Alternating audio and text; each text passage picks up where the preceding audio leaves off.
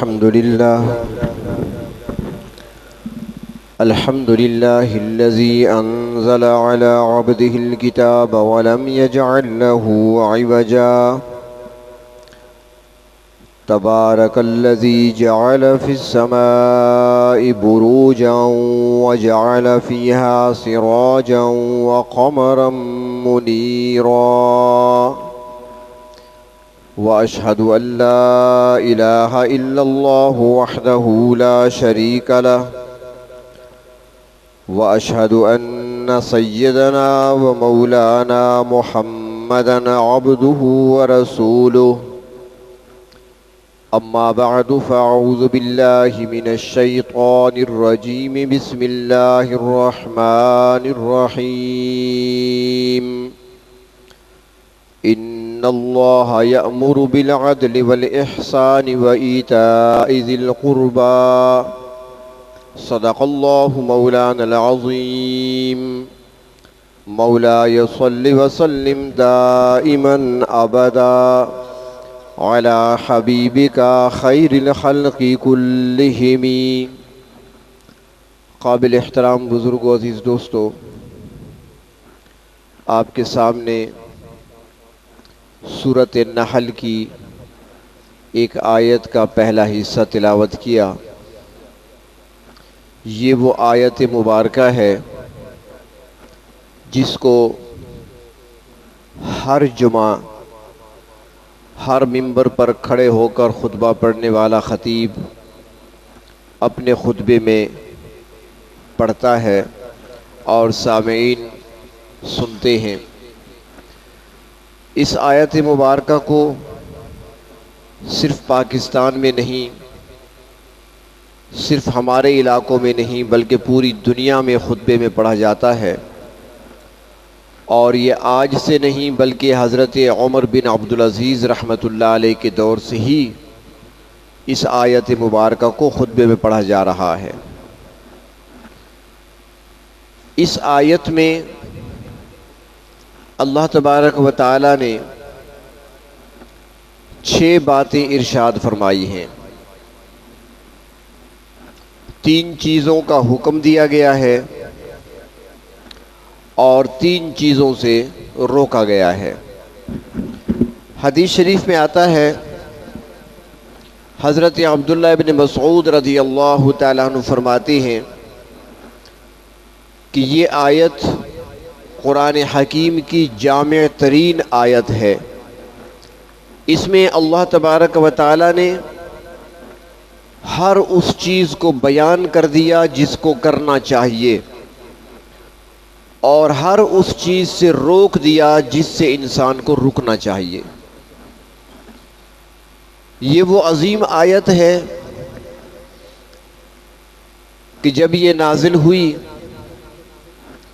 تو اس کے بعد ایک قبیلے کا سردار تھا حضرت اقسم سیفی. اس تک اطلاع پہنچی کہ مکہ مکرمہ میں ایک شخصیت ایسی ہے جنہوں نے نبوت کا اعلان کیا ہے. چنانچہ انہوں نے مکہ مکرمہ جانے کا ارادہ کیا. جس مجلس میں بیٹھے تھے اپنے دوستوں کے سامنے اظہار کیا کہ میں خود جا کر تحقیق کرنا چاہتا ہوں وہ کون ہیں اور کیا کہتے ہیں. تو لوگوں نے کہا، ان کے دوستوں نے کہا کہ آپ اتنے بڑے سردار ہیں، آپ خود نہ جائیں بلکہ حقیقت حال معلوم کرنے کے لیے کسی کو بھیج دیں. چنانچہ انہوں نے 2 افراد کو جو سنجیدہ بھی تھے اور ذہین بھی تھے، جن کو بات کرنے کا سلیقہ بھی تھا اور بات کو سمجھتے بھی تھے، ان 2 افراد کا انتخاب کر کے ان کو مکہ مکرمہ بھیجا. وہ نبی اکرم صلی اللہ علیہ وسلم کے پاس پہنچے اور بتایا کہ فلاں قبیلے سے آئے ہیں اور ہم نے صرف 2 باتیں آپ سے پوچھنی ہیں، 2 سوالوں کا جواب چاہیے. پہلا سوال تو یہ ہے کہ آپ کون ہیں، اور دوسرا سوال یہ ہے کہ آپ کیا ہیں. بس یہ مختصر سے سوال ہے. نبی اکرم صلی اللہ علیہ وسلم نے فرمایا کہ میں عبداللہ کا بیٹا ہوں، میرا نام محمد ہے. یہ پہلے سوال کا جواب ہے کہ میں کون ہوں۔ دوسرا سوال میں کیا ہوں، تو آپ نے فرمایا کہ میں اللہ کا بندہ اور اللہ کا رسول ہوں، یہ دوسرے سوال کا جواب ہے۔ اور اس کے بعد آپ صلی اللہ علیہ وسلم نے فرمایا کہ اللہ تبارک و تعالیٰ کی طرف سے جو مجھ پر نازل ہو رہا ہے وہ بھی سن لو۔ اور پھر آپ صلی اللہ علیہ وسلم نے ان کے سامنے اسی آیت کو تلاوت فرمایا، ان اللہ یأمر بالعدل والاحسان وایتاء ذی القربی وینہی عن الفحشاء والمنکر۔ یہ آیت آپ نے پوری پڑھی۔ انہوں نے عرض کیا کہ ایک بار پھر سنا دیں، آپ نے دوبارہ سنا دیا۔ پھر چند بار آپ نے ان کے سامنے اس آیت کو پڑھا، یہاں تک کہ وہ صاحب زبان تھے، عربی جانتے تھے، عربی تھے، ان کو یاد ہو گئی آیت، یاد ہو گئی ان کو۔ وہ وہاں سے اجازت لے کر واپس آئے۔ اپنے سردار کے پاس جب پہنچے تو انہوں نے پوچھا، ہاں سناؤ مجھے۔ انہوں نے کہا ہم نے 2 سوال کیے۔ پہلا سوال یہ تھا کہ آپ کون ہیں؟ تو آپ صلی اللہ علیہ وسلم نے جواب میں فرمایا کہ میں عبداللہ کا بیٹا ہوں۔ نہ تو آپ نے اپنے حسب نسب کو بیان فرمایا، نہ اپنی خاندانی شرافت کو بیان فرمایا، نہیں کوئی لمبی چوڑی بات کی۔ تو ہم نے دیکھ لیا کہ آپ میں فخر، غرور، تکبر نام کی کوئی چیز نہیں ہے۔ لوگ بڑے فخر سے بیان کرتے ہیں نا، میرا فلاں قبیلے سے تعلق ہے، فلاں خاندان سے میرا تعلق ہے، وہ فلاں شخصیت کا نام آپ نے سنا ہوگا، میرے دادا تھے، تعارف کراتے ہیں لوگ، لیکن آپ نے صرف اپنے والد کا نام لیا۔ تو وہ کہنے لگے اس کے بعد ہم نے مکہ مکرمہ میں تحقیق کی تو پتہ چلا کہ مکہ مکرمہ کے سب سے بہتر اور سب سے معزز اور سب سے شریف خاندان کے فرد ہیں۔ دوسرا ہم نے پوچھا کہ آپ کیا ہیں، تو آپ نے فرمایا کہ میں اللہ کا بندہ اور اللہ کا رسول ہوں۔ اور اس کے بعد انہوں نے یہ آیت ہمیں پڑھ کر سنائی کہ اللہ کی طرف سے مجھ پر جو وحی آتی ہے وہ اس طرح کی ہے۔ تو جب ان کے سردار نے، حضرت اقسم نے یہ آیت سنی تو پکار اٹھے کہ یہ کسی انسان کا کلام نہیں ہو سکتا، اور جتنی خوبیاں اور بھلائیاں ہیں ساری اس کے اندر بیان کر دی گئی ہیں، جتنی برائیاں ہیں ساری اس کے اندر بیان کر دی گئی ہیں چند جملوں میں۔ اور وہ کہنے لگا اس سے معلوم ہوتا ہے کہ آپ اعلیٰ اخلاق کی تربیت کرتے ہیں اور تعلیم دیتے ہیں اور برے اخلاق سے منع کرتے ہیں۔ تو وہ سردار اپنی قوم سے کہنے لگا بہتر ہوگا کہ باقی لوگوں سے پہلے تم دعوت کو قبول کر لو۔ چنانچہ اسی آیت کو سن کر وہ پورے کا پورا قبیلہ مسلمان ہو گیا۔ ایک ایسی عظیم آیت ہے کہ جس کو ہر خطیب جمعہ خطبہ کے اندر اس کو تلاوت کرتا ہے، اس کو پڑھتا ہے اور سامعین سنتے ہیں، لیکن کبھی ہم نے اس پر غور نہیں کیا کہ کیا پڑھا جا رہا ہے، کیا سنایا جا رہا ہے، کیا کہا جا رہا ہے۔ تو اس آیت میں اللہ تبارک و تعالیٰ نے 3 باتوں کا حکم دیا ہے، 3 چیزیں جو کرنے کی ہیں، اور ان میں پہلی چیز فرمایا کہ وہ عدل کا قائم کرنا ہے۔ عدل، انصاف، سب سے پہلے اس کو بیان فرمایا۔ بلکہ حضرات فرماتے ہیں کہ اگر کوئی غیر مسلم کسی مسلمان سے یہ سوال کرے کہ تم مسلمان ہو، تمہارے پاس مذہب اسلام ہے، تو کیا تمہارے پاس کوئی عالمی پروگرام بھی ہے؟ عالمی، انٹرنیشنل کوئی عالمی پروگرام بھی ہے جو پورے عالمی سطح پر جس کو نافذ کیا جا سکے؟ تو فرمایا کہ اس کے جواب میں صرف یہی آیت پڑھ کر اس کو خاموش کرایا جا سکتا ہے کہ ہمارے پاس ایسا 6 نکاتی پروگرام موجود ہے پورے عالم کے لیے جو کسی مذہب کے پاس نہیں ہے۔ تو سب سے پہلی چیز اس میں عدل کے بارے میں فرمایا، اور علماء نے لکھا ہے کہ عدل کے اپنے درجے ہیں۔ سب سے پہلا عدل تو یہ ہے کہ بندہ اپنے اور اپنے خالق کے درمیان عدل کرے۔ اللہ تبارک و تعالی نے انبیاء علیہ السلام کو مبعوث فرمایا قوموں کی طرف، تو ان کے ذمہ ڈیوٹی کیا تھی کہ انہوں نے نظام عدل کو ہی قائم کرنا ہے، اور نظام عدل کو قائم کرنے کے لیے ہر نبی آئے تو ان کا پہلا نقطہ کیا ہوتا تھا، ان کی پہلی بات کیا ہوتی؟ نظام عدل کے قیام کے لیے سب سے پہلا جملہ کیا ہوتا تھا یا قوم اعبدوا اللہ ما لکم من الہ غیرہ، سب سے پہلے نقطہ توحید پر جمع کرنا سب کو، کہ عدل کا تقاضا ہے کہ بندہ اس معاملے میں بھی عدل کرے، اور وہ عدل یہ ہے کہ اللہ تبارک و تعالیٰ کو اپنا معبود حقیقی مان لے، اس کی وحدانیت کو تسلیم کر لے، اس کے ساتھ کسی کو شریک نہ ٹھہرائے، اسی کو مشکل کشا سمجھے، اسی کو حاجت روا سمجھے، اسی کے آگے اپنی ضروریات پیش کرے، اپنے مسائل کا حل وہیں سے حل کرائے، اور اس کے سوا کسی اور کے سامنے نہ سر جھکائے اور نہ ہی کسی اور کو رب اور معبود بنائے۔ یہ سب سے پہلا عدل۔ دوسرے نمبر پر اپنے نفس کے ساتھ عدل کرنا، اپنی جان کے ساتھ عدل کرنا، اور اپنی نفس کے ساتھ عدل یہ ہے کہ اپنے نفس کو اللہ تبارک و تعالی کی اطاعت پر لگا دے۔ یہ اپنے ساتھ، اپنی جان کے ساتھ، اپنے نفس کے ساتھ عدل کا پہلا حصہ ہے۔ اپنے آپ کو رب تعالیٰ کی اطاعت کے لیے جھکا دے، اپنی مرضیات کو پروردگار عالم کی مرضیات پر قربان کر دے، کیونکہ اگر اعمال برے کیے نتیجہ برا نکلے گا۔ عدل کی ضد کیا ہے؟ ظلم ہے، تو پھر اپنے آپ پر ظلم ہوگا۔ اللہ تعالیٰ قرآن حکیم میں فرماتے ہیں جن قوموں پر عذاب آیا ان کی بدعمالیوں کی وجہ سے جب اللہ کی طرف سے پکڑ آئی، گرفت آئی، تو اللہ تعالیٰ فرماتے ہیں وما ظلمناہم، ہم نے ان پہ ظلم نہیں کیا، ولیکن کانوا انفسہم یظلمون، وہ اپنے آپ پر خود ظلم کر رہے تھے۔ تو معلوم ہوا کہ نافرمانی سے، بدعمالیاں کرنے سے، اللہ کے احکامات کو توڑنے سے انسان ظالم بنتا ہے، اور جب وہ اطاعت کرے گا تو وہ عادل کہلائے گا۔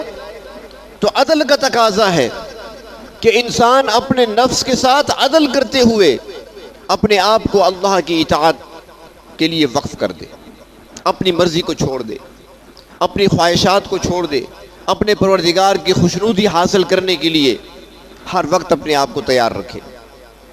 اور دوسری صورت کہ جسمانی طور پر بھی اور روحانی طور پر بھی اپنے آپ کو نقصان کبھی نہ پہنچائے، یہ بھی عدل ہے، کیونکہ جسم ہمارے پاس امانت ہے، جسم کا ایک ایک حصہ، ایک ایک عضو ہمارے پاس امانت ہے،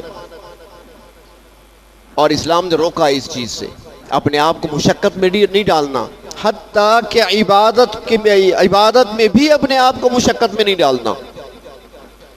حدیث شریف میں آتا ہے نبی اکرم صلی اللہ علیہ وسلم مسجد تشریف لائے، جب اندر تشریف لائے تو دیکھا ایک رسی لٹکی ہوئی ہے۔ آپ نے پوچھا یہ کیا ہے؟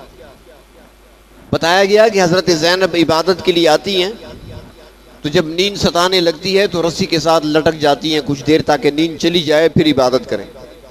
آپ نے فرمایا کھول دو رسی کو، عبادت اس وقت کرو جب وجود کے اندر نشاط ہو، چستی ہو، اور جب نیند آنے لگے تو سو جایا کرو، تمہارے جسم کا بھی تمہارے اوپر حق ہے۔ تو مشقت میں ڈالنا اپنے آپ کو یہ بھی برداشت نہیں، یہ بھی گوارا نہیں۔ تو وہ مشقت روحانی ہو یا جسمانی ہو، وہ اذیت پہنچانا، تکلیف پہنچانا جسم کو ہو یا روح کو، دونوں کی ممانعت ہے۔ تو یہ عدل کا تقاضا ہے کہ انسان اپنے جسم کو بھی تکلیف میں نہ ڈالے، مشقت میں نہ ڈالے۔ اور تیسرا درجہ یہ ہے کہ جہاں اپنے آپ کے ساتھ عدل کرے گا وہاں دوسروں کے ساتھ، اللہ کی مخلوق کے ساتھ بھی عدل کا معاملہ کرے، چاہے وہ اولاد کیوں نہ ہو۔ اور یہی تعلیمات ہیں اسلام کی۔ نبی اکرم صلی اللہ علیہ وسلم کی خدمت میں آتے ہیں حضرت بشیر اور نعمان۔ بشیر بیٹا ہے، نعمان والد ہیں۔ حضرت بشیر بن نعمان خود روایت بیان کرتے ہیں، فرماتے ہیں کہ میرے والد صاحب نے مجھے کچھ دینا چاہا تحفتاً، کہ بیٹا میں آپ کو دیتا ہوں، شاید گھوڑا تھا کہ یہ گھوڑا میں آپ کو دے رہا ہوں۔ تو انہوں نے کہا ابا جان گھوڑا تو آپ مجھے دے رہے ہیں، لیکن گھوڑا مجھے دیں ضرور آپ، لیکن اللہ کے رسول صلی اللہ علیہ وسلم کو گواہ بنا کر دیں۔ ان کو گواہ بناتے ہیں۔ انہوں نے کہا ٹھیک ہے چلتے ہیں۔ باپ بیٹا آ گئے اللہ کے رسول کی خدمت میں۔ حضرت نعمان نے عرض کیا یا رسول اللہ صلی اللہ علیہ وسلم میرا بیٹا ہے، آپ جانتے ہیں، اور میں اس کو گھوڑا دینا چاہتا ہوں، بیٹے کو دینا چاہتا ہوں، آپ اس پر گواہ بن جائیں۔ اللہ کے رسول نے فرمایا نعمان یہ بتاؤ کیا تم نے سب بیٹوں کو اس طرح کے گھوڑے دے دیے تحفے میں؟ اس نے عرض کیا ایسا تو نہیں ہے۔ فرمایا جب ایسا نہیں ہے تو یہ عدل کے خلاف ہے، اور جو بات عدل کے خلاف ہو میں محمد اس پر گواہ نہیں بن سکتا۔ تو بتا دیا گیا کہ اولاد کے اندر بھی عدل سے کام لو، وہاں بھی انصاف سے کام لو، ایک کو دیا ایک کو محروم کر دیا، ایک کو چھوڑ دیا ایک کو دے دیا، اس سے بھی روکا گیا ہے۔ تو عدل کرنا مخلوق کے اندر، آج ہمارے ہاں سارا ظلم چل رہا ہے۔ ہر بندے کے پاس حکومت ہے، کسی کے پاس گھر کی حکومت ہے، کسی کے پاس مدرسے کی حکومت ہے، کسی کے پاس کسی ادارے کی حکومت ہے، جو جس ادارے کا سربراہ ہے تو وہ حکمران ہے۔ نہ گھر میں عدل ہوتا ہے، نہ مدرسے میں عدل ہوتا ہے، نہ کسی تعلیمی ادارے میں عدل ہوتا ہے، نہ کسی اور محکمے میں عدل ہوتا ہے۔ اور پھر جب ہم عدل نہیں کرتے اور ہم چاہتے ہیں کہ حکمران ہمارے عادل بن جائیں تو کیسے ہو سکتا ہے؟ فاروق اعظم جیسا عادل تو تب آئے گا نا جب طلحہ، زبیر، علی المرتضیٰ اور عثمان غنی جیسی رعایا ہوگی۔ جب رعایا نہیں ہے وہ تو حکمران کیسے آئے گا؟ انہوں نے تو ہمارے لیے راستہ بتا دیا، ہمیں راستے کھول دیے، اپنی زندگیوں میں مثالیں چھوڑ گئے ہمارے لیے کہ کس طریقے سے تم نے عدل و انصاف کو قائم کرنا ہے۔ آج اگر پوری دنیا میں کسی بھی شخص سے پوچھیں، چاہے وہ کسی ملک کا رہنے والا ہو، چاہے کسی بھی مذہب سے اس کا تعلق ہو، تو وہ عدل کا حامی آپ کو نظر آئے گا کہ عدل ہونا چاہیے۔ اور جتنے نظام دنیا میں چل رہے ہیں، ہر نظام کے اندر عدل کی آواز لگائی جاتی ہے، اور عدل کا معنی کیا کرتے ہیں؟ برابری، مساوات، کہ سب کے ساتھ برابری اور مساوات کا معاملہ ہونا چاہیے۔ لیکن اس برابری اور مساوات میں کیا ہوتا ہے کہ جو سربراہ ہوتا ہے ملک کا اس کو استثناء حاصل ہے، باقی سارے برابر ہیں، آپ کو کٹہرے میں آنا پڑے گا، لیکن جو حکمران ہوگا اس کو استثناء حاصل ہے، مستثنیٰ ہے وہ، اس کو آپ عدالت میں نہیں لا سکتے۔ جبکہ اسلام نے جو ہمیں ایک ماڈل حکومت کا دیا تھا وہ ایسا نہیں تھا۔ ایک تو اسلامی حکمران کی یہ ذمہ داری ہے کہ اس کی نظر ہونی چاہیے اپنی رعایا پر، وہ عدل خود پہنچائے ان تک، انصاف لینے کے لیے، انصاف مانگنے کے لیے کسی کو دروازہ نہ کھٹکھٹانا پڑے، بلکہ انصاف ان کے دہلیز تک پہنچے۔ حضرت فاروق اعظم کا دور ہے خلافت کا، حضرت عمر فاروق رضی اللہ تعالیٰ عنہ بازار کی طرف تشریف لے گئے، راتوں کو گشت کیا کرتے تھے، دن کو بازار کی طرف جاتے ہیں، کبھی کہیں جاتے ہیں، حالات معلوم کرتے ہیں۔ بازار کی طرف گئے تو دیکھا ایک بوڑھا آدمی ہے، بوڑھا، کمر جھکی ہوئی ہے، سفید بال ہیں، ہاتھ کانپ رہے ہیں، ٹانگیں لرز رہی ہیں، وہ سوال کر رہا ہے، مانگ رہا ہے، فقیر بنا ہوا ہے۔ حضرت فاروق اعظم کی نظر پڑ گئی، فرمایا یہ تو بندہ مانگ رہا ہے، یہ منگتا اور سوالی کہاں سے آ گیا؟ کیا ہم نے ہر ایک تک اس کا حق پہنچایا نہیں ہے؟ چنانچہ بلایا اس کو، اس بوڑھے کو بلایا، ہاں بھائی بابا کیا کر رہے ہو تم؟ کیا تم مانگ رہے تھے، بھیک مانگ رہے تھے؟ اس نے کہا جی میں مانگنے کے لیے کھڑا تھا۔ کیوں، تمہیں وظیفہ نہیں ملتا؟ اس نے کہا ملتا ہے جی۔ تو کیا اس وظیفے میں تمہارے خرچے پورے نہیں ہوتے؟ اس نے کہا ہو جاتے ہیں۔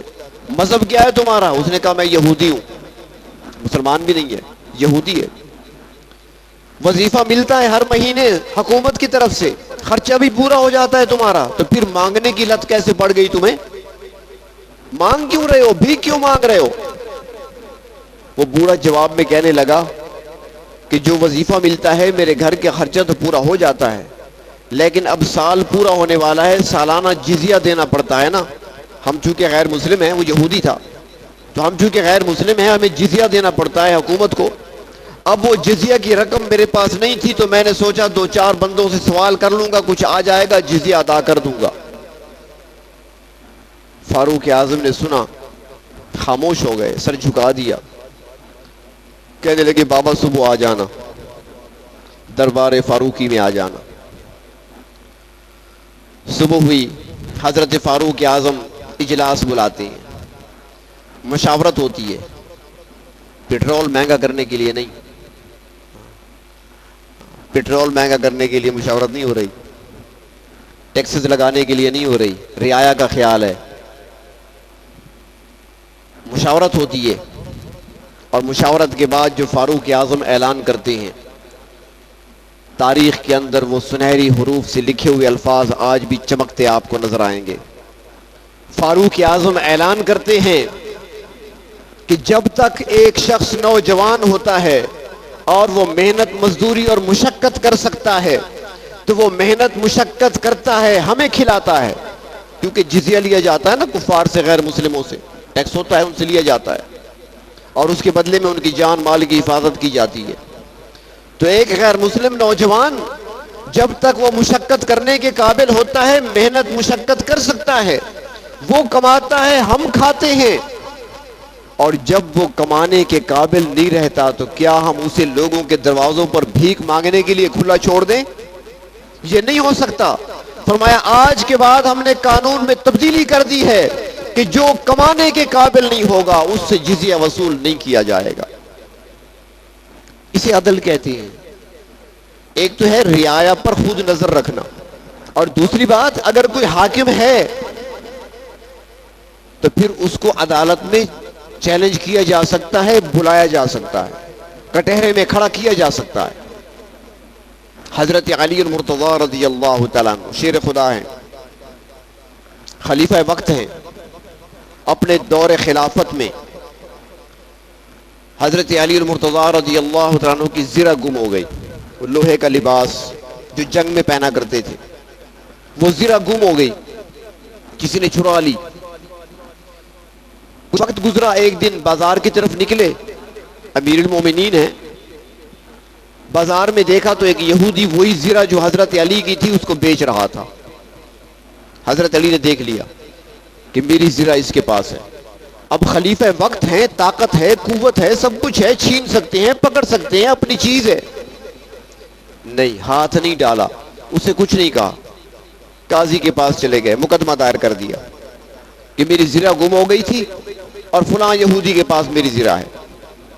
قاضی شریح اس وقت قاضی تھے، انہوں نے بلا لیا، امیر المومنین بھی کھڑے ہیں عدالت میں، یہودی بھی کھڑا ہے۔ قاضی کہتا ہے حضرت علی المرتضیٰ سے کہ آپ کا چونکہ دعویٰ ہے، دعویٰ کرنے والے آپ ہیں، لہٰذا شرعی طور پر آپ نے گواہوں کو پیش کرنا ہے، 2 گواہ پیش کریں کہ زرہ آپ کی ہے۔ حضرت علی نے 2 گواہ پیش کیے، اور 2 گواہوں میں ایک بیٹا تھا، حضرت حسن۔ قاضی نے کہا امیر المومنین آپ کے علم میں ہوگا کہ بیٹا باپ کے حق میں گواہی نہیں دے سکتا، بیٹے کی گواہی باپ کے حق میں قابل قبول نہیں ہے، کوئی اور گواہ ہے تو لے آئیں۔ حضرت علی نے فرمایا کہ اور گواہ تو کوئی نہیں۔ فرمایا جب گواہ کوئی نہیں ہے تو لہٰذا میں فیصلہ سناتا ہوں کہ زرہ آپ کی نہیں بلکہ یہودی کی ہے۔ زرہ یہودی کو دے دی، امیر المومنین کو چھوڑ دیا، دعویٰ تھا ان کا۔ جب یہودی کو زرہ ملتی ہے تو وہ بھی حیران رہ جاتا ہے اور کہتا ہے کہ یہ اسلام کی کیا خوبی ہے کہ وقت کے امیر ہیں، امیر المومنین ہیں، خلیفۃ المسلمین ہیں، ان کی بات بھی نہیں مانی گئی، ان کو میرے ساتھ برابری میں ٹھہرایا گیا، کٹہرے میں بات ان کی نہیں مانی گئی، دعویٰ ان کا بھی تسلیم نہیں کیا گیا، اور اصولوں کو سامنے رکھا گیا، عدل سے کام لیا گیا۔ جس مذہب میں اتنا عدل ہو تو میں اس سے دور کیسے رہ سکتا ہوں؟ اسی عدالت میں کھڑے ہو کر یہودی نے کلمہ پڑھ لیا۔ تو یہ ہے عدل، اور یہ صرف صحابہ کرام کے دور کی بات نہیں، بعد میں بھی ایسے کئی واقعات پیش آئے، حکمرانوں نے عدل کر کے دکھایا کہ عدل کیا چیز ہوتی ہے۔ ہمارے اندر اگر نقصانات ہمارا کوئی نقصان ہو جاتا ہے تو ہو جائے، کسی کی جان جاتی ہے تو چلی جائے، لیکن اللہ کے حکم پر آنچ نہیں آنے دی کسی مسلمان نے۔ سلطان محمود غزنوی نام سنا ہوگا آپ نے، معروف شخصیت ہے، لیکن یہاں پہ ایک بات عرض کروں، میں پہلے بھی کئی مرتبہ عرض کر چکا ہوں، کہ ہمارے ہاں تاریخ کو مسخ کر کے پیش کیا جاتا ہے، اور ہم وہ لوگ ہیں کہ جو کہا جاتا ہے اس کے پیچھے چل پڑتے ہیں، سوچتے نہیں ہیں کہ ہمیں کس راستے پر لگا دیا گیا۔ ہم نے کبھی اپنوں کی تاریخ کو نہیں پڑھا، اور ایک جملہ میں اکثر کہا کرتا ہوں کہ وہ قوم ہمیشہ اپنی منزل کا راستہ گم کر بیٹھتی ہے جو قوم اپنے اسلاف کی تاریخ سے دور ہو جاتی ہے۔ آج ہم نے اسلاف کی تاریخ کو چھوڑا، آج ہمیں منزل کا نشان نظر نہیں آ رہا، آج راستہ گم کر بیٹھے ہم نے دوسروں پر اعتماد کیا، جو کچھ وہاں سے چھپ کر آیا ہم نے کہا یہی ہماری تاریخ ہے۔ سلطان محمود غزنوی صرف بادشاہ نہیں تھا، یاد رکھیں، صرف بادشاہ نہیں تھا، سلطان محمود غزنوی حافظ قرآن تھا، سلطان محمود غزنوی عالم بعمل تھا، سلطان محمود غزنوی حضرت خواجہ ابو الحسن خرقانی رحمۃ اللہ علیہ کا خلیفہ تھا۔ ایک مقام تھا، ان کا مرتبہ تھا۔ ہمیں دکھا دیا جاتا ہے ہماری کتابوں میں، ٹیپو سلطان کی تصویریں آپ نے دیکھی ہوں گی، اور لمبی لمبی مونچھیں پلکتی ہوئی سانپ کی طرح۔ یہ ٹیپو سلطان نہیں ہے۔ ٹیپو سلطان کی اگر تصویر دیکھنی ہے تو برطانیہ کے میوزیم میں دیکھو، جن کو ناکوں چنے چبوائے تھے انہوں نے تصویر اپنے پاس لگائی ہوئی ہے، اس کی اتنی داڑھی ہے۔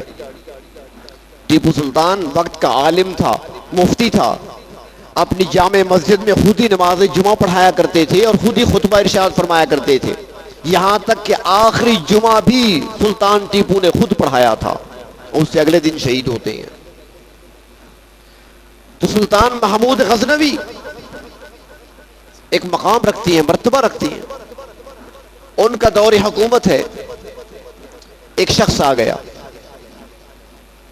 نظر پڑی بادشاہ کی، محمود کی نظر پڑ گئی، کافی دیر سے بیٹھا ہے، پوچھا بھائی کوئی کام ہے تو بتاؤ۔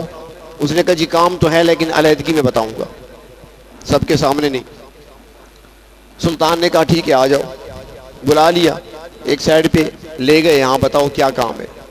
اس نے کہا بادشاہ سلامت، مجھے عدل چاہیے، میں آپ سے عدل کا خواستگار ہوں اور کچھ نہیں چاہیے، ورنہ روز قیامت آپ کا گریباں ہوگا، میرا ہاتھ ہوگا۔ سلطان کہتا ہے بات تو بتاؤ، کیا میں نے ظلم کیا ہے؟ میرے کسی سرکاری کارندے نے ظلم کیا ہے تم پر، یا ہماری عدالت نے کوئی ظلم کیا ہے تم پر؟ اس نے کہا سب سے بڑا ظلم ہوا ہے مجھ پہ۔ سلطان نے کہا ظلم کیا؟ اس نے کہا میں ایک غریب شخص ہوں، سارا دن محنت مشقت مزدوری کرتا ہوں، میری ایک بیوی ہے، لیکن اس غربت کے باوجود اللہ تبارک و تعالیٰ نے انعام فرمایا کہ بیوی مجھے اللہ نے بڑی خوبصورت عطا فرمائی ہے۔ ایک نوجوان ہے جو ہر 4-5 دن بعد رات کو آ جاتا ہے، کوڑا مار کر مجھے باہر نکال دیتا ہے اور خود میری بیوی کے ساتھ لیٹ جاتا ہے، میں کچھ نہیں کر سکتا، بے بس ہوں، کئی راتوں سے یہ عمل ہو رہا ہے، لہٰذا میں آپ کے پاس آیا ہوں، مجھے عدل چاہیے، آپ حکمران ہیں، میری عزت لوٹی جا رہی ہے، میری عزت بچائیے۔ سلطان کا سر جھک گیا، کچھ دیر کے بعد کہنے لگا کہ ٹھیک ہے آپ چلے جائیں، مجھے گھر کا پتہ نوٹ کرا دیں، اور میں دربانوں سے کہہ دیتا ہوں جب بھی وہ جوان تیرے گھر میں گھسے، جب بھی وہ آئے، تم نے فوراً اسی وقت میرے پاس آنا ہے۔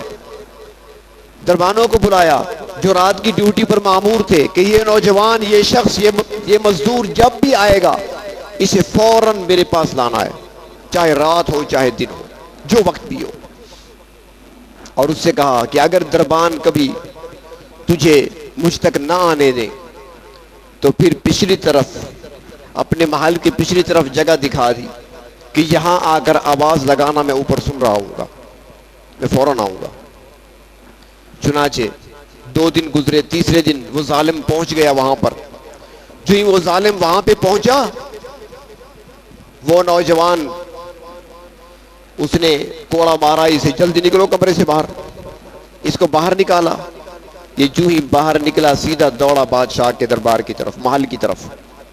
دروازے پہ آیا تو دربان نے کہا کہ اس وقت نہیں جا سکتے اندر، اب تو آدھی رات سے زیادہ وقت گزر چکا ہے، رات کے 3 بج رہے ہیں، کہاں جاؤ گے؟ اب بادشاہ صاحب آرام فرما رہے ہیں۔ صبح مل لینا۔ اس نے کہا جی آپ سے کہا بھی تھا سلطان نے کہ جب بھی آئے اس ملوا دینا۔ اس نے کہا کہا تھا لیکن دن کے وقت کے لیے کہا ہوگا نا، اب وقت نہیں ہے۔ وہ ڈر رہے تھے کہ ہم سلطان کو کیسے جگائیں رات کی، اس وقت رات کے 3 بج رہے ہیں۔ اس نے سوچا کہ بادشاہ نے، سلطان محمود نے مجھے جگہ بتائی تھی کہ یہاں آ کر آواز دینا، چنانچہ وہاں اس کونے میں جا کر اس نے آواز دی تو سلطان محمود نے فوراً لبیک کہا، اور اسی وقت فوراً نیچے اتر آیا، کسی کو بتائے بغیر، کسی سپاہی کو ساتھ لیے بغیر اس نوجوان کے ساتھ، آنے والے کے ساتھ چل پڑا۔ سلطان محمود تلوار ہاتھ میں ہے۔ جب وہاں پہنچتا ہے اس نے کہا دکھاؤ مجھے۔ اس نے کہا یہ کمرہ۔ اس نے کہا نوجوان موجود ہے اندر؟ اس نے کہا موجود ہے۔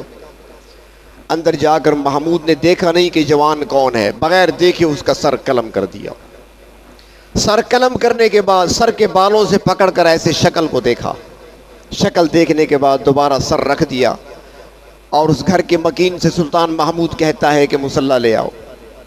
مصلی لایا، سلطان نے 2 رکعت نماز پڑھی اور سلام پھیرنے کے بعد کہا کہ کچھ کھانے کو ہے تو لے آؤ۔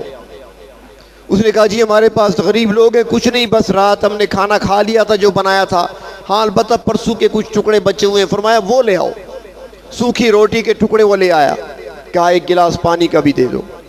پانی بھی لایا گیا، کچھ پانی پیا، کچھ بھگو کر نرم کر کے ٹکڑے کھائے، اللہ کا شکر ادا کیا۔ اس کے بعد کہنے لگے کہ اب سکون سے رہو، اب ظالم کوئی نہیں آئے گا، میں نے ظالم کا خاتمہ کر دیا ہے، لیکن تمہیں یہ بتاتا چلوں کہ میں نے فوراً 2 رکعت کیوں پڑھی، اس لیے کہ جب سے تو آیا تھا میرے پاس تو میں اسی وقت سے سوچ رہا تھا کہ اتنی جرت اور کوئی نہیں کر سکتا، یہ ضرور میرے خاندان کا فرد ہو سکتا ہے، یا میرا بھتیجا ہو سکتا ہے، میرا بھانجا ہو سکتا ہے، میرا بھائی ہو سکتا ہے، میرا بیٹا ہو سکتا ہے، میرے گھر کا فرد ہو سکتا ہے۔ اتنا ظلم یہی کر سکتے ہیں اور کوئی جرت نہیں کر سکتا، لیکن جب میں نے بغیر دیکھے اسے قتل کر دیا کہ جو بھی ہے میں نے اللہ کو راضی کرنا ہے، اپنوں کو نہیں دیکھنا۔ قتل کرنے کے بعد جب میں نے اٹھا کر سر کو دیکھا، چہرے کو، میرے خاندان کا فرد نہیں تھا، تو میں نے 2 رکعت نماز نفل شکرانے کے ادا کیے، اور جو میں نے کھانے کو طلب کیا، اے نوجوان جب سے تو میرے پاس آیا تھا میں نے قسم کھا لی تھی میرے پروردگار جب تک میں اس کو ظلم سے نجات نہیں دلا دیتا، جب تک میں عدل وہاں تک پہنچا نہیں دیتا، اے اللہ نہ میں نے کچھ کھانا ہے، نہ پینا ہے، نہ سونا ہے، میں اس دن سے نہ سویا ہوں، نہ کچھ کھایا ہے، نہ کچھ پیا ہے۔ اسی عدل کہتی ہے۔ ان لوگوں نے ہمارے لیے مثالیں چھوڑی ہیں کہ اللہ تبارک و تعالیٰ کے حکم کو کیسے پورا کیا جا سکتا ہے۔ اللہ تعالیٰ نے یہی حکم دیا، ان اللہ یامر بالعدل، بے شک اللہ تعالیٰ تمہیں حکم دیتے ہیں، براہ راست حکم دیا۔ کئی مقامات ایسی ہیں، کئی احکام ایسے ہیں کہ اللہ تبارک و تعالیٰ اپنے پیغمبر صلی اللہ علیہ وسلم کی زبان مبارک سے ادا کراتے ہیں، لیکن یہاں پر جیسے ہے نا، قل یا عبادی الذین اسرفوا علی انفسہم، اے میرے پیغمبر آپ میرے بندوں سے کہہ دیں، قل ان کنتم تحبون اللہ، میرے پیغمبر آپ کہہ دیں، لیکن یہاں پر اللہ تعالیٰ نے براہ راست خطاب فرمایا، ان اللہ یأمر، اللہ تعالیٰ حکم دیتے ہیں تمہیں، براہ راست حکم دے رہے ہیں۔ اللہ کس چیز کا فرمایا؟ بالعدل، عدل قائم کرنا ہے، اور پھر نہیں دیکھنا بڑے چھوٹے کو، عدل کے راستے میں کوئی رکاوٹ حائل نہیں ہونی چاہیے۔ ایک واقعہ یاد آ رہا ہے، حدیث شریف میں آتا ہے ایک مرتبہ حضرت فاروق اعظم رضی اللہ تعالیٰ عنہ کا دور خلافت تھا، ایک شخص آ رہا تھا مدینے کی طرف، راستے میں ایک جگہ اس نے اپنے اونٹوں کو چھوڑ دیا، خود آرام کرنے لگا درخت کے نیچے، تو اس کا ایک اونٹ تھا یا 2 یا 4، وہ ساتھ ہی ایک کھیت تھا اس میں گھس گئے، اس کی آنکھ لگ گئی، اونٹ وہاں چرنے لگے، اس کی آنکھ کھلی آوازوں پر، شور پر، کہ ایک بوڑھا آدمی ہے وہ اس کے اونٹوں کو مار رہا ہے، پیٹ رہا ہے، اس کے کھیت میں گھس گئے تھے۔ یہ نیند سے بیدار ہوا، چلا گیا، بابا جی نہ مارو بس، ٹھیک ہے، اونٹ ہیں مجھے پیارے ہیں، بے جان اپنا جاندار ہیں، بے زبان ہیں، گھس گئے آپ کے کھیت میں، میں سو رہا تھا، میری آنکھ لگ گئی، بس آپ نے جو مارا بس ٹھیک ہے۔ لیکن بابا نہیں مانا، اس نے کہا نہیں میں نہیں چھوڑوں گا اسے، تو اس کو بھی غصہ آیا، اس نے مکہ مار دیا اسے۔ وہ بابا جی ایسے تھے کہ پہلے سے ہی کمزور حالت تھی اس کی، اور مکہ لگا تو روح پرواز کر گئی، فوت ہو گئے۔ اس کے بیٹوں کو پتہ چلا کہ ہمارے باپ کو مار ڈالا ہے کسی نے، وہ حضرت فاروق اعظم کے پاس پہنچ گئے، امیر المومنین ہمارے باپ کو ایک مسافر نے قتل کر دیا۔ مسافر مدینے آ رہا تھا، پکڑا گیا، فاروق اعظم کے سامنے پیش کیا گیا۔ ہاں بھائی تم نے قتل کیا؟ اس نے کہا جی جان بوجھ کر نہیں کیا، ہاں ہو گیا مجھ سے، میں نے اسے مکہ مارا ہے، مجھے غصہ آ گیا تھا، میرے اونٹ کو مار رہا تھا، مجھے بھی غصہ آیا، مسافر ہوں، منع کر رہا تھا لیکن وہ رکا نہیں، تو میں نے بھی غصے میں آ کر مکہ مارا، تو وہ مکہ برداشت نہیں کر سکا، فوت ہو گیا، جان بوجھ کے نہیں کیا۔ تو فاروق اعظم نے اس مرنے والے کے بیٹوں سے کہا کہ بس آپ کچھ دیت وغیرہ لے لیں اس سے اور اس کو چھوڑ دیں۔ اس نے کہا نہیں جی ہم قصاص لیں گے، جان کے بدلے جان، نفس کے بدلے نفس، اس کے علاوہ کوئی نہیں، ہمارے باپ کا قاتل ہے، ہم نے باپ کو دفن کیا ہے تو اس کی لاش بھی ہم تڑپتی ہوئی دیکھنا چاہتے ہیں۔ بڑی کوشش کی گئی منانے کی لیکن وہ راضی نہیں ہوئے، قصاص چاہیے۔ فاروق اعظم نے فرمایا ٹھیک ہے، بس جب وہ مطالبہ ہی ان کا قصاص کا ہے تو اس سے کہا بھائی تمہیں قتل کیا جائے گا۔ وہ شخص سر جھکا کے کھڑا ہے، کچھ دیر سوچتا رہا، اس کے بعد کہنے لگا امیر المومنین میری ایک درخواست ہے۔ ہاں بھئی کیا؟ اس نے کہا میں دور دراز سے آیا ہوں، میرا یہاں پر رشتہ دار کوئی نہیں ہے، یہاں پر میرا جاننے والا کوئی نہیں، کافی لمبا سفر کر کے آیا ہوں میں، مجھے معلوم نہیں تھا کہ یہ حادثہ پیش آ جائے گا، اب مجھے یہاں پر قتل کر دیا جائے گا قصاص میں، میرے پیچھے گھر والوں کو کوئی پتہ نہیں ہوگا، اور میرے پیچھے ایک چھوٹا بھائی بھی ہے، میرے والد صاحب نے دنیا سے جاتے وقت کچھ مال میرے سپرد کیا تھا، وہ سارا میرا نہیں بلکہ میرے بھائی کا بھی اس میں حصہ ہے، اب بھائی کے علم میں نہیں، میں نے اپنے پاس چھپا کر رکھا ہوا ہے، بھائی لا علم ہے، اگر میں یہاں پر قصاصاً قتل ہو گیا میرے بھائی کو تو پتہ ہی نہیں ہوگا، مال ضائع ہو جائے گا، محروم رہ جائے گا، وہ گناہ بھی میرے سر پہ آئے گا۔ فاروق اعظم نے فرمایا ہاں بتاؤ پھر کیا کرو اب؟ اس نے کہا مجھے مہلت دے دیں، مجھے اتنے دن کی آپ اجازت دے دیں، میں سیدھا جاؤں گا وہاں پر مال اپنے بھائی کے سپرد کر کے واپس آ جاؤں گا۔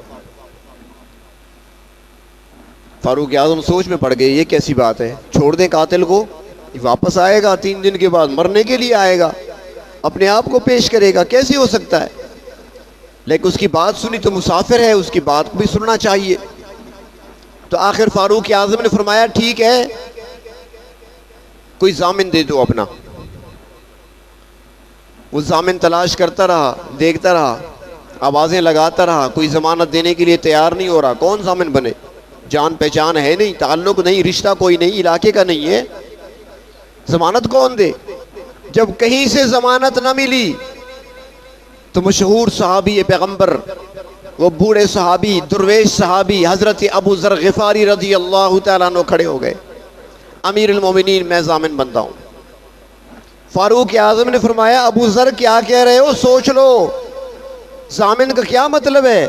اگر یہ ٹائم پہ واپس نہ آیا تو اس کی جگہ پھر تمہیں قتل کیا جائے گا، قصاص میں آپ کی جان جائے گی۔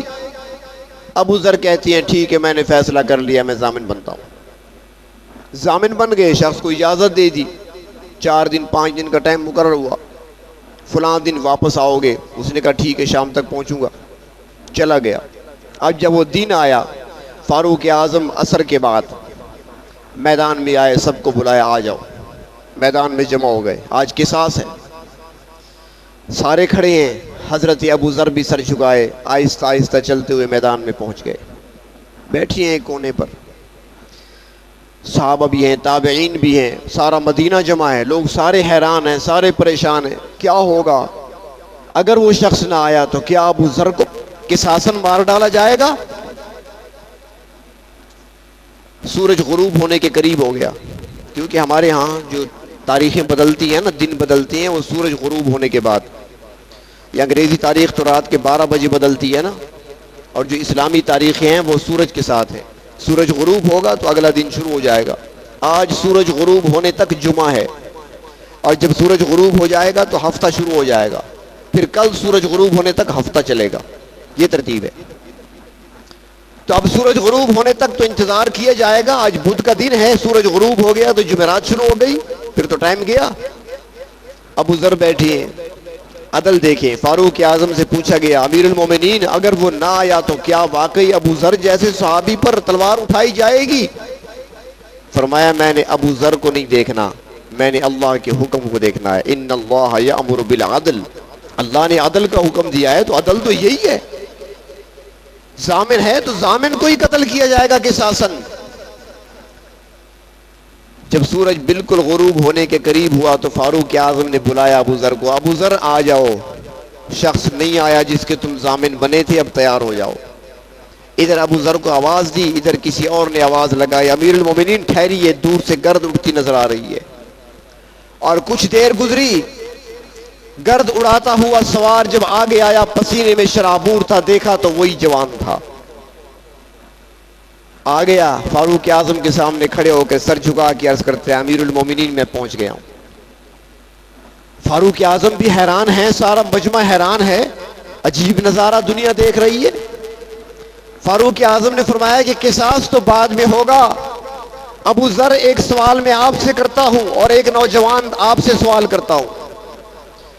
ابو ذر سے پوچھا فاروق اعظم نے، ابو ذر بتاؤ، جب اس کو ضامن کی ضرورت تھی سارے لوگ خاموش تھے، جوان بھی تھے، بوڑھے بھی تھے، سارے کھڑے ہوئے تھے، سارے خاموش تھے، تم نے ضامن بننے کی حامی کیوں بھری؟ وجہ کیا ہے؟ نہ کوئی رشتہ، نہ تعلق، نہ واسطہ، نہ علاقے کا کوئی نسبت بھی نہیں، آپ ضامن کیوں بن گئے تھے؟ ابو ذر نے جواب دیا، امیر المومنین یہ وہ شہر ہے جہاں پر رحمت للعالمین رہتے ہیں، یہ وہ شہر ہے جہاں پر رحمت للعالمین رہتے ہیں، اور مجھے نسبت ہے، میں ان کا صحابی ہوں۔ میں نے دیکھا کہ میرے نبی کے شہر سے یہ شخص اگر اس کو ضامن نہ ملا تو مایوس ہوگا، تو میں نہیں چاہتا تھا میرے نبی کے شہر سے کوئی مایوس ہو کر جائے، تو میں نے اس کا ضامن بننے کی ٹھان لی، بن گیا ضامن، جو ہوگا دیکھا جائے گا۔ نوجوان سے پوچھا تم بتاؤ، اگر تم نہ آتے تمہاری جان بچ جاتی، کیوں آئے ہو تم قتل ہونے کے لیے؟ تمہیں پتا تھا کہ جب جاؤں گا تو قتل کر دیا جاؤں گا، کیوں آئے ہو تم؟ اگر تم نہ آتے تو بچ جاتے، تم چھپ بھی سکتے تھے تم۔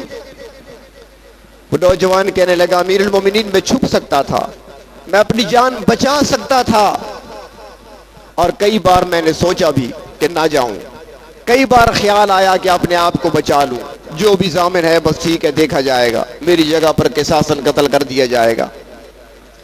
لیکن امیر المومنین بعد میں سوچا کہ ایک مسلمان ہوں اور میرے ضامن بننے والے جس نے ضمانت دی ہے وہ بھی مسلمان تھے، اگر آج میں نہیں جاتا واپس تو ہمیشہ کے لیے مسلمان کا مسلمان پر سے اعتماد اٹھ جائے گا، تو اسی اعتماد کو قائم رکھنے کے لیے واپس آیا ہوں۔ جب اس بوڑھے مقتول کے بیٹوں نے یہ جملے سنے اور بات سنی، کہنے لگے امیر المومنین روک لیجئے جلاد کو، ہم نے اپنے باپ کے قاتل کو معاف کر دیا۔ عدل قائم کر کے دکھایا ہے ان لوگوں نے، ہمارے اسلاف نے، کہ کس طریقے سے عدل کیا جا سکتا ہے اور اللہ تعالیٰ کے حکم کو کس طریقے سے پورا کیا جا سکتا ہے۔ تو اللہ تبارک و تعالیٰ نے حکم دیا اس آیت مبارکہ میں، ان اللہ یأمر بالعدل، سب سے پہلا حکم عدل سے متعلق ہے کہ ہم اپنے ساتھ بھی عدل کریں، رب کے ساتھ بھی عدل کریں، اور مخلوق کے ساتھ بھی عدل سے کام لیں۔ اللہ تبارک و تعالی ہمیں عادلین میں شامل فرمائیں، ظلم سے اللہ تبارک و تعالی